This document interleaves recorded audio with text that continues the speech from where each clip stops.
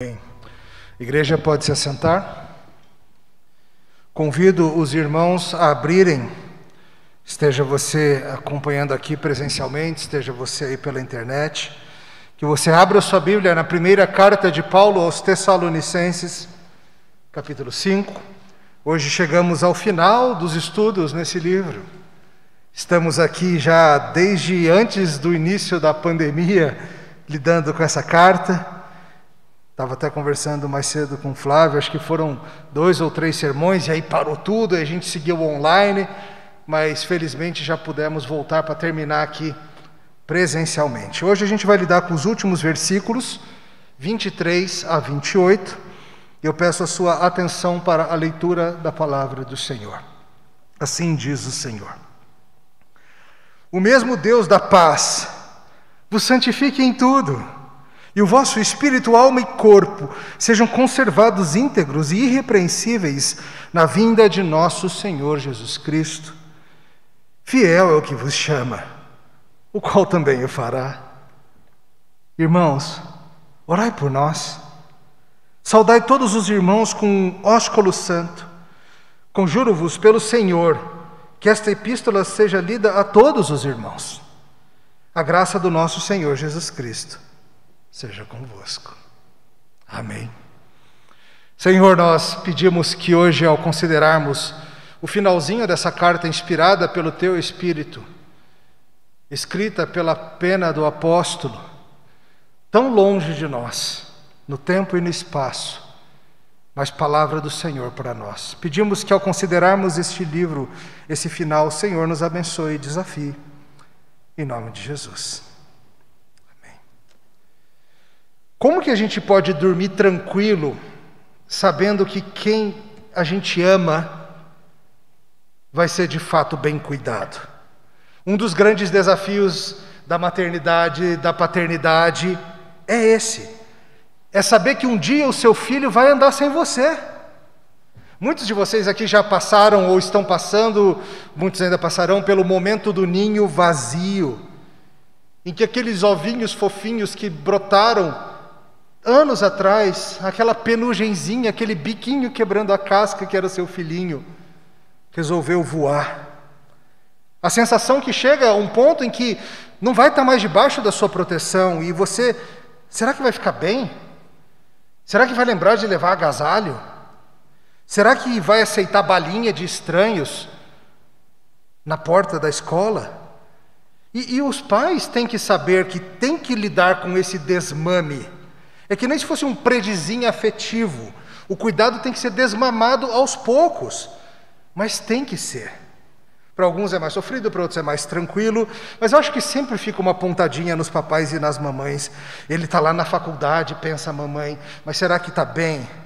Aquele menino nem banana ele comia. Será que ele está se alimentando bem lá no bandejão? Ah, ele era tão esquecido, será que ele está lembrando das tarefas de escola? Será que ensinamos a cuidar bem do dinheiro? Ele não arrumava nada, será que ele está arrumando agora? E aquela moça que ele está namorando, aquela moça esquisitinha, será que ela sabe cozinhar? E as mães se preocupam com essas coisas. Ou então a preocupação é, e aquele rapaz que está com ela, o bicho não leva nenhum jeito de que trabalha? Só jeito de folgadão, será que vai cuidar deles? E é uma aflição que muitos de vocês já passaram, muitos passarão, e a humanidade vem passando isso. E sabe quem está passando algo parecido? Paulo está passando algo parecido. Porque Paulo é o papai dessa turma de Tessalônica. E ele teve de vê-los serem arrancados dos seus cuidados prematuramente. Na nossa forma de medir as coisas, é claro. Por certo, Paulo queria ter ficado muito mais tempo em Tessalônica discipulando aquele pessoal, treinando-os para encarar a vida, treinando-os para lidar com perseguição, com santificação e com tantas coisas, mas na providência do Senhor veio perseguição e ele teve que ir embora. Ele está longe, ele está mandando essa carta, ela é cheia de preocupações, ela é cheia de cuidados, é um homem que está à distância tentando cuidar naquilo que ele pode. Mas qual é a verdade que no final das contas ajuda Paulo a dormir? Mesmo antes de Timóteo chegar com notícias, mesmo antes dele saber que estava tudo bem. Qual é a verdade que ajuda o apóstolo a dormir? Qual é a verdade que ajuda pais e mães a dormirem? Qual é a verdade que ajuda você a descansar a respeito de toda e qualquer pessoa que você ama? E a verdade que faz Paulo dormir é a seguinte: os filhos de Tessalônica são deles apenas de uma forma secundária. Eles têm um Pai Celestial que os comprou em Jesus Cristo e que vai cuidar deles pela sua graça. E o final dessa carta, queridos, é sobre isso. É sobre o amor que vai fazer a gente chegar seguro em casa. Essa é a mensagem de hoje. Somos cuidados pelo Pai Eterno que vai nos levar até o fim. E no caminho, devemos cuidar uns dos outros com a palavra de Deus. Essa é a mensagem de hoje para encerrar. Deus vai fazer a gente chegar lá em segurança. E na jornada a gente vai cuidando uns dos outros. Te parece um bom plano? É disso que a gente vai falar. Primeira coisa que a gente tem que investigar com calma hoje é que Deus é quem faz o seu povo chegar até o final. Estamos chegando aqui ao final dessa belíssima carta. Ela é das menos conhecidas de Paulo, não é verdade? Fala-se muito em Romanos, fala-se muito em Efésios, em Gálatas, e é para falar mesmo, elas são maravilhosas. Mas fala-se pouco em Tessalonicenses, e eu espero que tenha sido proveitosa para você. Por que Paulo escreveu essa carta mesmo? De novo, ele estava preocupado com os filhotes dele, com o pessoal lá de Tessalônica. Essa foi uma igreja que ele plantou na sua viagem missionária. Como falei, a perseguição fez com que ele tivesse que sair. Depois de um tempo, ele enviou o seu amado Timóteo para ir lá checar como estava o pessoal. Timóteo foi, checou, instruiu, voltou, deu notícia. E aí Paulo escreve essa carta cheia de instruções, cheia de encorajamento. Você viu quanta instrução teve? Ele ensinou sobre ética sexual, sobre ressurreição, sobre a vinda de Cristo, sobre o sentido da vida e muito mais. Ele consolou as pessoas. Paulo era muito mais do que um mero professor que ensina coisas, ele sempre está consolando o coração. Ele trouxe correções que visavam a paz. O tema paz, a gente viu ele muito, era constante ao longo da carta. Instruções sobre como a gente lida uns com os outros de forma que os seus filhos possam viver em paz. Se tem uma coisa que preocupa mãe e pai é isso. Se os seus filhos vão viver em paz entre eles. E Paulo também ensinou sobre isso. Paulo ensinou sobre os serviços essenciais, alegria, oração, ações de graças. No domingo passado, o reverendo Tarcísio nos ensinou preceitos importantíssimos sobre o que é o tal do apagar o espírito, a atitude correta diante de profecias, o que são essas profecias. Se você não assistiu, recomendo que você pegue para ouvir, tem muita coisa importante lá. E vai chegando o final da carta, e eu imagino que os tessalonicenses, assim como os semeadores, olhem para essa lista enorme, foram quantos estudos juntos? 12, 15, nem sei. E quantas ordens, quantos detalhes. Seguir a Cristo envolve muita coisa mesmo. Por vezes as pessoas tentam vender por aí um evangelho sem compromisso, sem exigências, sem crescimento, sem santidade. Não é assim que as Escrituras apresentam o evangelho. Seguir a Cristo envolve muita coisa. Envolve nosso corpo, envolve nossa mente, envolve nosso coração, envolve nossos afetos, envolve nossa imaginação. Será que dou conta? Eu acho que se você já parou para considerar com seriedade as exigências do discipulado conforme Jesus nos ensina, talvez você tenha pensado, será que eu chego no final disso? Quem garante que eu vou dar conta? Estou até indo bem agora, mas, sei lá, mais 30, 40 anos disso? Será? E veja o que Paulo diz para você, cristão. Olha de novo o verso 23. O mesmo Deus da paz vos santifique em tudo, e o vosso espírito, alma e corpo sejam conservados íntegros e irrepreensíveis na vinda do nosso Senhor Jesus Cristo, fiel ao que vos chama, o qual também o fará. O pedido final de Paulo não é para eles, filipenses, é para Deus. Para que o Senhor, Deus da paz, o santifique em todas as coisas. O Deus da paz, olha que tema tão lindo, esse tema foi muito importante na carta. E entenda, essa paz, ela não é artificial, ela não é fingida. Ela é uma paz real, comprada pelo sangue de Jesus Cristo no Calvário. Só há paz entre Deus e o homem porque Jesus morreu na cruz. E essa mesma paz pode se tornar nossa, assim também, uns para com os outros. Começou com ele e ele fala que o Senhor o santifique. No final das contas, queridos, se não for Deus levando o seu povo adiante, não vai acontecer.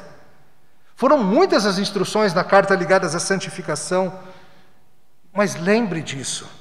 O processo todo começa e termina em Deus.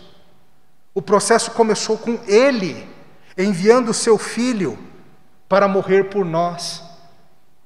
E Ele não veio fazer isso e disse, agora é com vocês, se virem, de maneira nenhuma. É Ele que vai nos santificar até o fim. Como lemos hoje em Filipenses mais cedo, para a glória dEle, Ele efetua em nós tanto o querer como o realizar. Ele nos faz querer e Ele faz a gente realizar. Aqui não é diferente, irmãos. Sabe qual é a garantia de que no dia do juízo final, quando Cristo se revelar para todos, de uma vez por todas, sabe qual é a garantia de que você, crente, vai ter condições de estar diante daquele trono e não perecer? A garantia é Cristo e o que Deus faz por meio dele em você. Entenda, Deus usa muitos meios, mas são apenas meios, instrumentos. Não é, em última instância, a igreja, não é, em última instância, o pastor, ou o grupo familiar, a reunião da mocidade, as muitas leituras que você tem feito. Esses são instrumentos que Deus usa para te santificar, mas é Deus quem vai fazer você chegar lá firme. E é algo completo, é espírito, alma, é corpo, vai chegar tudo. Paulo coloca isso aqui, ele fala, é completo, é a parte espiritual, é a parte material, é você como um todo. Lembre-se, Tessalônica era uma cidade grega. E os gregos tinham algumas ideias muito esquisitas. Diferente do que as escrituras ensinam acerca do valor do mundo material, acerca da importância da carne. Algumas linhas de pensamento grego tinham a ideia de que tudo que é material é inferior. E o que vale mesmo é apenas a alma, o espírito, isso vai ser salvo. E Paulo vem insistindo ao longo da carta que a salvação não é algo para o espírito apenas, é para o ser humano como um todo, na sua completude. A gente falou muito sobre isso naquela sessão que nós tratamos da ressurreição. O corpo está envolvido também. Às vezes os crentes também fazem essa distinção. Uma distinção que não é bíblica entre o corpo e a alma. Nós somos um ser integral. O que um sente afeta o outro. Nós somos um único ser. E Deus vai nos salvar por completo. Entenda, querido, se não for Deus te guiando, te fazendo querer, te santificando, te levando até o fim, nada disso vai ser possível. O verso 24 coloca uma questão muito importante, a questão da fidelidade de Deus. Percebe? Olha lá. Fiel é aquele que vos chama. Nós vamos chegar bem até o final, não porque nós somos sempre fiéis a Deus e ao seu pacto, mas porque Deus é sempre fiel a nós e ao seu pacto. As promessas que Ele fez para o seu povo em Cristo, elas vão ser cumpridas. O Pai prometeu antes da criação do mundo que Ele daria para o Filho todos aqueles por quem o seu Filho morresse na cruz. O Filho foi lá e cumpriu a parte dele. Você acha que tem algum risco do Pai não cumprir a dele? Você acha que tem algum jeito de que no dia final Cristo vai olhar e falar, mas cadê aqueles lá de Brasília? Eu morri por eles, aquele pessoal da Semear, cadê eles? E o Pai vai falar, escorregaram por aí. Claro que não. O Senhor vai nos levar até o fim. Nós fomos comprados por Jesus, nós somos dele. Nós não seremos que nem uma entrega dessas aí que você fez pelo iFood ou pela Amazon esses dias e não chegou. Nós vamos chegar. O Senhor Deus garante. Veja, querido, não perca isso de vista nos momentos em que você andar fraco. Nos momentos em que você dá aquelas trupicadas e você fica assim, será que eu chego? É pela fidelidade dele que você chega. Ele vai tratar seu coração. E você que anda forte, você que anda bem, você que anda realmente se saindo bem na vida cristã, cuidado para que você não venha a achar que é você mesmo que vai se manter fiel até o fim. Se não for Ele fazendo, você não chega também. Deus é fiel ao seu pacto. Deus vai nos levar até o fim. Receberemos um novo corpo.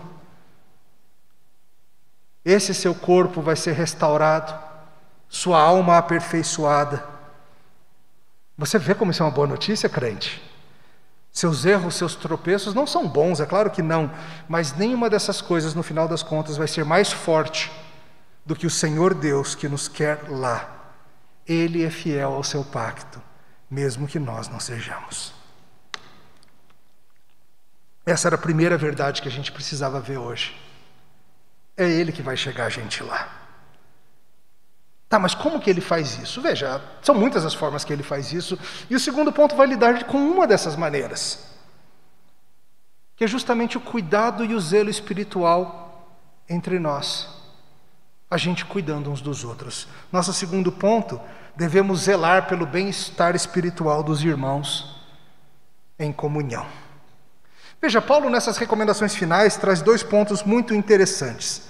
Olha o que ele diz aqui nos versos 25 e 26. Irmãos, orai por nós. Saudai todos os irmãos com um beijo santo. Veja que bacana.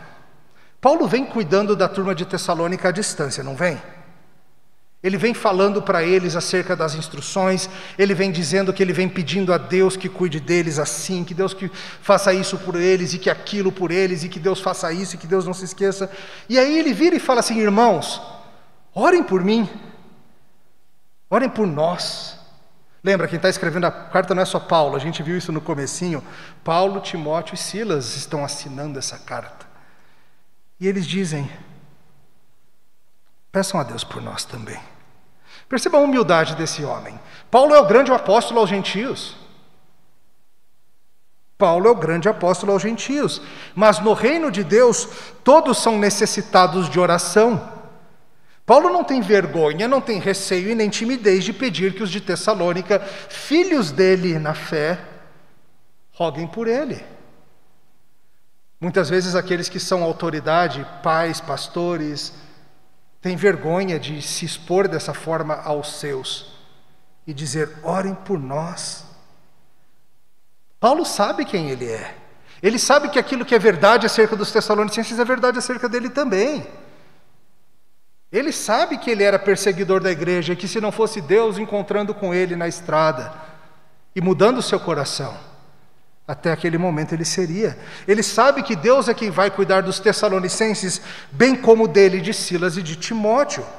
E perceba que belo, todos nós podemos ajudar na caminhada de todos os outros por meio da oração. Simples assim. No reino de Deus, não tem ninguém tão grande que não precisem que orem por ele. E não tem ninguém tão pequeno que não possa ajudar por meio da oração. Todos nós precisamos que orem por nós, e todos nós devemos orar pelos outros. Saber quem nós somos fará com que a gente peça para nossos irmãos orarem por nós. Há líderes que se colocam numa postura elevada de quem está num outro nível, mas isso é tolice. Nós devemos constantemente estar pedindo oração para os outros. Por exemplo, crianças, vocês não estão aqui, vocês estão vendo aí pela internet. Crianças, orem por nós, adultos da igreja. Orem pelos pastores. Orem pelo tio Piva, pelo tio Tarcísio, pelo tio Emílio. Orem por nós, orem pelos seus pais. Orem pelos diáconos da igreja, pelos presbíteros da igreja. Orem por nós. A gente precisa de ajuda. Todos nós precisamos do cuidado mútuo que é feito por meio da oração. Você percebe como na cabeça de Paulo não tem esse negócio de se Deus que salva soberanamente não tem por que orar? Às vezes as pessoas falam essas coisas, né? Se Deus é que salva quem Ele quer, por que a gente vai orar? E Paulo mostra, ele acaba de dizer: é Deus quem vai salvar vocês, é Deus quem vai fazer vocês chegarem até o final. Orem por nós.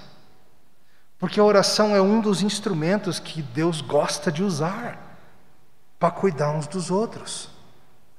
Paulo sabe muito bem. Paulo nunca diria assim: ei, vocês aí novatos da fé, vocês estão precisando de graça e fidelidade mesmo. Eu já estou aqui no nível apóstolo master, eu já estou tranquilão aqui na fé, realmente estou bem. Agora acho que já dá para andar pela minha própria fidelidade e não pela de Deus. Isso seria grande tolice. Cuidado para você, irmão, quanto mais você crescer na fé, você não ir por esse caminho. Deus usa o cuidado uns dos outros, uns para com os outros nesse caminho. E tem aqui um outro assunto que Paulo trata, que também talvez passe despercebido, mas diz respeito a esse cuidado mútuo do corpo. É algo um tanto curioso, é o que está traduzido aqui nessa versão que eu uso como o ósculo santo. Não é óculos santo, como talvez alguns pensem. Ósculo é beijo. Ué, como assim? Que história é essa? Tem que ficar dando beijo na turma? Veja, o beijo é uma forma de saudação. Vocês sabem muito bem que culturas diferentes costumam se saudar de formas diferentes, como a gente se cumprimenta quando a gente se encontra. Mesmo no nosso país, um país de dimensões continentais como o nosso, tem disso. Em alguns dos estados de vocês, quando se encontram as pessoas, é um beijinho. Em outros estados, 2 beijinhos. Em outros lugares, 3 beijinhos. Em outros lugares, 3 beijinhos segurando no ombrinho. Ou com aquela apoiadinha. Os crentes têm o famoso abraço lateral. São várias as formas que a gente se cumprimenta. E Paulo está falando, se saúdem com um beijo santo. Por que santo, para começar? Santo porque era um símbolo da separação que eles tinham em comum em relação ao mundo. Um autor, Greg Beale, explica o seguinte: o beijo, o cumprimento santo da paz, nessa cultura, seria um belo lembrete de que não haveria barreiras mais entre nós. Lembra, no início da história da igreja foi muita tensão a questão de judeus e gentios, lembra disso? Teve muita tensão esse negócio. E por meio daquele povo se cumprimentar com o beijo santo, eles seriam lembrados de que eles são um só povo separado para Deus. Ao longo das eras da igreja foram muitas as questões horrorosas ligadas a racismo, por exemplo.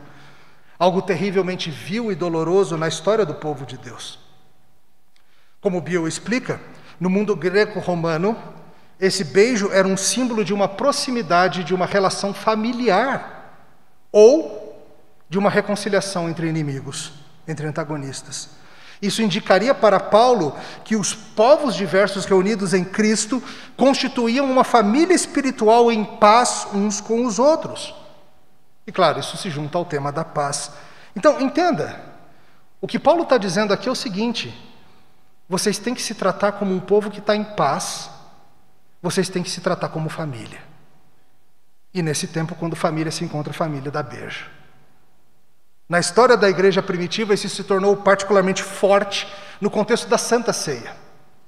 A gente tem várias liturgias antigas dos primeiros séculos em que sempre nesse momento da ceia havia algo como um cumprimento mútuo com um beijo. Afinal, se a gente vai participar juntos de um sacramento que simboliza a nossa união uns com os outros e com Jesus, não seria estranho alguém chegar, entrar, não falar com ninguém, tomar a ceia, que significa que está unido a todo mundo que está ali. Acabou o culto, levanta, não fala com ninguém e vai embora. Seria totalmente absurdo. Você estaria desdizendo com a sua atitude o que aquela ceia simboliza. Tá, e como que se aplica a nós aqui? Será que agora é para os rapazes se usarem dessa estratégia e ficar dando bitoca nas moças da igreja? Ainda dizendo assim, eu só estou sendo paulino, gata. Ei, cremosa, quer um beijo santo? Não, nada dessas malandragens, ok? Até porque acabou esse negócio de beijinho agora, nessa época que a gente vive, né? Agora é cotovelada pandêmica, que é o equivalente aqui. Mas o ponto é esse. Cumprimentem uns aos outros. Todos os crentes que estão aqui são sua família em Cristo. Simples assim. Não ignore a presença dos irmãos. Ai, pastor, quem faz isso? Quem faz isso? Vocês fazem isso. A gente faz isso. Muita gente faz isso. Às vezes a gente realmente passa sem cumprimentar porque não viu, acontece. Mas se você viu, cumprimente. Saúdem os seus irmãos. Ontem, na reunião da mocidade, os irmãos trataram um pouquinho sobre esse assunto, achei bacana como casou aqui com o nosso assunto, mas entenda que o chamado é esse, é para você cumprimentar o povo do Senhor. Não é só jovens, cumprimentem os jovens, ou a turma da música, cumprimente o resto da turma da música, já que vocês se dão aí. Crianças, cumprimentem as crianças. Não, todos cumprimentem a todos. Crianças, cumprimentem os adultos falem com as crianças. Falem com as crianças, elas estão aqui, elas são parte desse povo que nem vocês. Dê um oi e um sorriso, mesmo de máscara, dá para ver se você está sorrindo, porque o olhinho fica assim, né, mais esticadinho assim. Dá para saber se você está virando a cara ou não, mesmo de máscara. Isso é um reconhecimento público de que somos uns dos outros e de que estamos juntos nessa jornada. A igreja, a vida conjunta do povo de Deus, é um dos principais instrumentos que o Senhor utiliza para nos fazer crescer e levar até o dia final. Entende isso? Entenda isso. Deus não salvou nenhum crente para andar sozinho por aí. Hoje, por questões de saúde, nós estamos com limitações e não podemos estar todo mundo aqui. É muito triste. Mas a gente está pedindo a Deus para que isso passe logo. E todo mundo possa estar junto de novo. E se você não está podendo estar aqui, você tem que correr atrás de formas para que essa separação virtual não traga frutos péssimos. Veja, eu sei que para alguns de vocês isso é difícil, esse negócio de saudar as pessoas. Alguns de vocês têm uma disposição mais introvertida, uma certa timidez natural. Talvez você esteja achando ótimo que de máscara ninguém te reconhece. Você anda pela cidade aí, você até vê as pessoas que você conhece e fala, que beleza, não preciso falar com ninguém. Não faça isso. Vale o esforço. É o equivalente hoje ao beijo santo. Cumprimente, saúde os seus irmãos. Cuidado para não excluir pessoas na igreja. Ah, mas aquele cara lá é meu desafeto. Anos atrás nós brigamos pelo amor da... Ou então coisas como, terminou o namoro com a minha amiga, não falo mais com ele, exclui aquele cara. Ou então, eu vi que a indiretinha que ele mandou na rede social lá. Ou então te viu no Carrefour e não falou contigo quando você estava lá comprando açaí. Sei lá qual é a razão que você tem na sua cabeça, que você acha que justifica não saudar os seus irmãos. Mas Paulo e as Escrituras e Cristo estão te dizendo hoje, para com isso.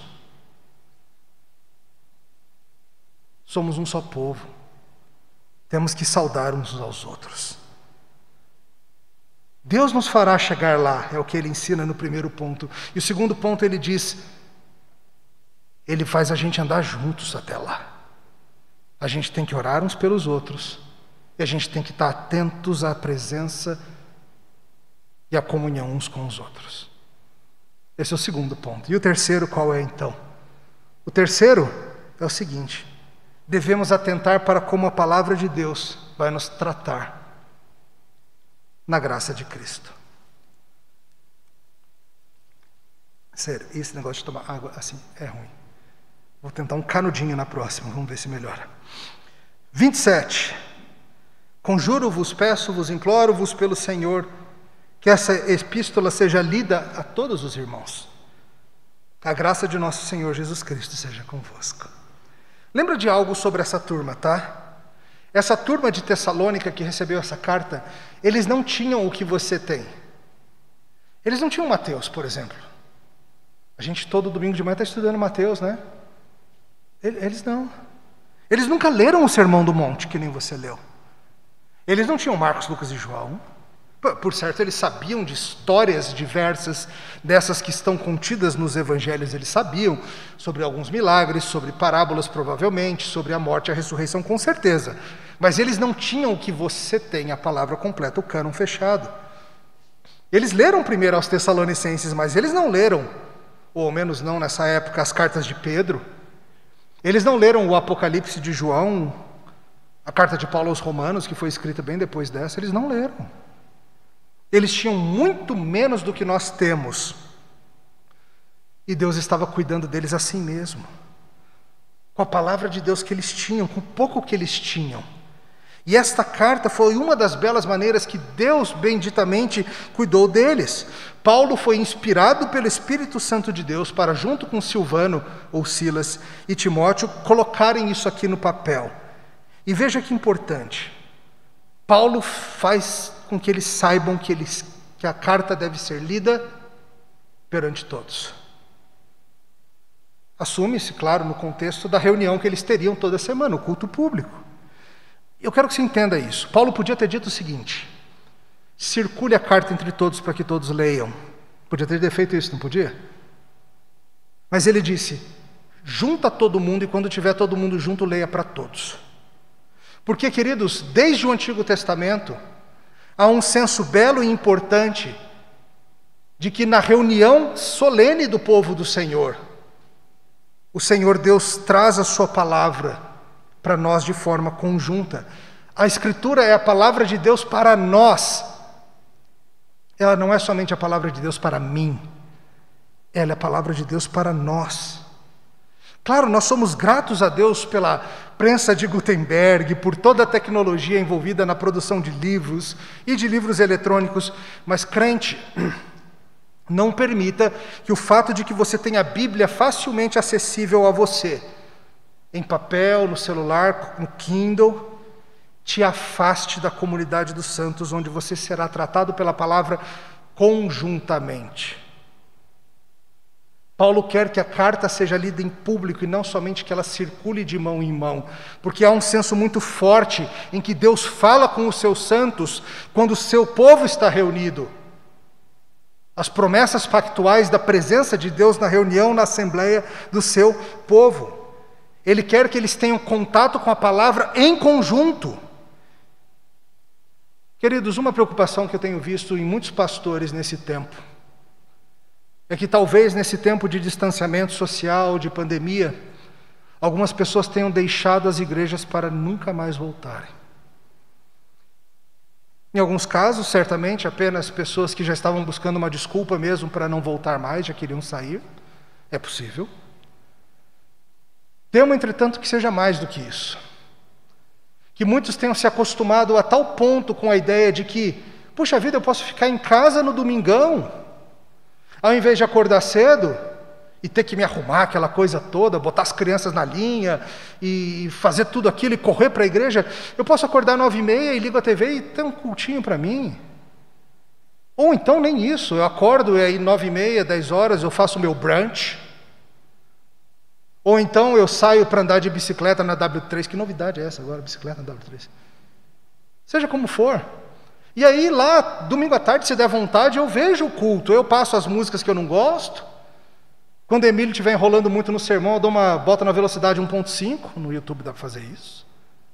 Rapidinho eu resolvo esse negócio, sem toda essa confusão de ir até lá, lidar com aquela turma, cumprimentar o pessoal. Eu temo que muitos crentes estejam achando que é possível ser igreja sozinho em casa. E veja, nós entendemos as circunstâncias e tudo o que está envolvido nela, isso é claro. Mas não se acostume a isso a tal ponto que você não queira voltar, crente. Porque nenhum de nós foi chamado para caminhar sozinho até lá. Nós somos chamados para andar em bando. E estar na sua casa, atrás do seu celular ou da sua televisão, sua Smart TV, vendo o culto, não é a mesma coisa que estar aqui com a gente. Aqui você vai ter cotovelada pandêmica. Esperamos um dia 2 beijinhos de novo. Aqui a gente vai te ver e você vai ver a gente. E você vai perguntar para a gente, como é que você está? E a gente vai te dizer, ora por isso aqui, ó. Estamos precisando ser cuidado nisso.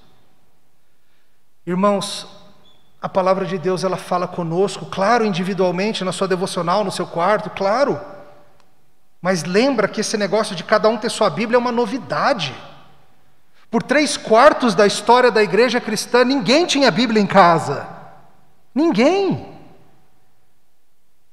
A única forma de você ouvir a palavra sendo lida e pregada era indo encontrar o povo de Deus. Não permita que as facilidades que nos foram dadas sirvam de desculpa para você deixar de fazer aquilo que Deus te chama a fazer. É diferente, é especial. Queridos, muitos crentes não valorizam as Escrituras como deveriam. Veja, eu falei o quanto você tem a mais do que os de Tessalônica tinham. Eu imagino quando chegou a notícia. Começou a correr, deve ter sido algum menino da igreja, que saiu correndo de uma loja de couro para uma loja de carne, para uma loja não sei do que, contando, chegou uma carta de Paulo. E aí o que ela diz? Não sei, não estão contando, vão ler domingo na igreja. Você imagina a ansiedade que foi por chegar domingo na igreja? Talvez alguém tenha mandado um WhatsApp lá para o pastor da igreja. Ô pastor, dá uma palhinha aí, o que Paulo falou? Ele falou do negócio da ressurreição. O pastor, calma, domingo a gente vê. Porque essa ansiedade por ter a palavra de Deus, ela é parte de ser crente. Mas talvez você não compartilhe dessa animação com a palavra de Deus. Lembre-se, essas cartas foram escritas para vocês. Efésios foi escrito para os de Éfeso, mas para você também. Tessalonicenses para os de Tessalônica, Romanos para os de Roma, mas todas elas foram palavra de Deus, inspiradas pelo Espírito, para os crentes. Nós, em Brasília, no século 21, em plena pandemia, somos os destinatários das cartas paulinas. Elas foram escritas para o povo de Deus em todos os tempos. E agora o que a gente está fazendo aqui, nós estamos perante o povo de Deus, lendo a carta, que nem aconteceu 2000 anos atrás. E um dos ministros da palavra está dando a explicação. Perceba o poder desse livro, gente. Meros 5 capítulos. E Paulo nos ensinou sobre tanto, você lembra? Lembra comigo? Sobre a vida cristã e a necessidade de sermos gratos a Deus uns pelos outros, orando, clamando, agradecendo. Nós estudamos lá no começo a importância de nós lembrarmos e reconhecermos o que Deus tem feito na vida dos nossos irmãos. Aprendemos a nos alegrarmos no Espírito mesmo nas tribulações. Aprendemos que devemos servir, sim, mas não por objetivos gananciosos, mas para a glória de Cristo, nos doando aos outros. Aprendemos sobre viver de modo digno do chamado. Aprendemos que devemos cuidar do povo do Senhor, aprendemos sobre possuir o corpo em santificação, lidamos com a questão espinhosa da defraudação, aprendemos sobre a volta de Cristo e como ela não deve permitir que sejamos indolentes, mas sejamos gente trabalhadora, que honre a Deus com o nosso trabalho. Aprendemos o que a Bíblia fala sobre o tão misterioso arrebatamento, o tão mal compreendido, explicamos o que é isso. Vimos como a certeza da ressurreição faz toda a diferença no dia a dia. Vimos a postura correta de sermos gente da luz diante dessa volta repentina. Aprendemos sobre como amar e cuidar daqueles que se desgastam por nós no serviço. Fomos exortados a cuidar dos rebeldes, dos desanimados, dos fracos, a sermos longânimos com todos. Aprendemos sobre não pagar o mal com o mal. Fomos instados a nos alegrarmos sempre. A orarmos sem cessar. Aprendemos sobre gratidão, sobre o Espírito, sobre profecias, tudo isso numa pequenina carta do Novo Testamento. Deixa eu te contar, tem muito mais escritura para você aqui, muito mais. Essa pequena e poderosa carta revigorou toda aquela igreja, e nós, que temos muito mais do que eles tinham, nós temos nos esforçado no aprendizado da palavra. Você tem buscado se expor à palavra pregada? Por exemplo, uma forma disso acontecer é participando dos 2 cultos. Aqui na nossa igreja, no momento, você pode vir todo domingo de manhã aprender sobre a vida e os ensinamentos de Jesus no Evangelho de Mateus, e à noite aprendendo de Paulo. A partir da semana que vem, Mateus de manhã e o profeta Naum de noite. Você já ouviu o que o profeta Naum diz? Você nem lembrava que tem Naum na Bíblia? Se prepare então para você ver. Você tem buscado fazer o mínimo de escritura possível e pronto? Perceba, queridos, a expectativa de Paulo é que essa santificação aconteça por meio da igreja ser exposta à palavra. O Espírito age em nós e essa ação é por meio da palavra. Deus vai nos levar fiéis e nos santificar, sim. E o seu principal instrumento é a sua palavra. E assim chegamos ao final da primeira aos Tessalonicenses. E com que termina a carta? Com que mais poderia terminar? A graça de nosso Senhor Jesus Cristo seja convosco. Santificação é sermos conformados a Cristo. Paz é a paz do corpo de Cristo. Fé é fé em Cristo e no que Ele diz. Amor é o amor de Cristo por nós, esparramado uns pelos outros. Esperança é a esperança nele, no que Ele vai fazer. No final das contas, sempre é acerca dele. Nós nunca seremos filhos que andam sozinhos. Somos filhos amados do Pai, que cuida da gente em tudo. E tudo isso pela graça do nosso irmão mais velho, Jesus Cristo. Se não fosse Ele aquela cruz, se não fosse Ele aquela tumba, nada adiantaria. Graças a Deus pela graça de Cristo. Te louvamos, Senhor, porque o Senhor vai completar a obra que o Senhor começou em nós, apesar de nós. Te louvamos porque o Senhor usa o seu povo, o Senhor usa uns aos outros, o Senhor usa teu Espírito, tua palavra, para cumprir as promessas feitas ao Filho. Te louvamos, Senhor, porque o Senhor nos dá o privilégio disso. No nome de Cristo.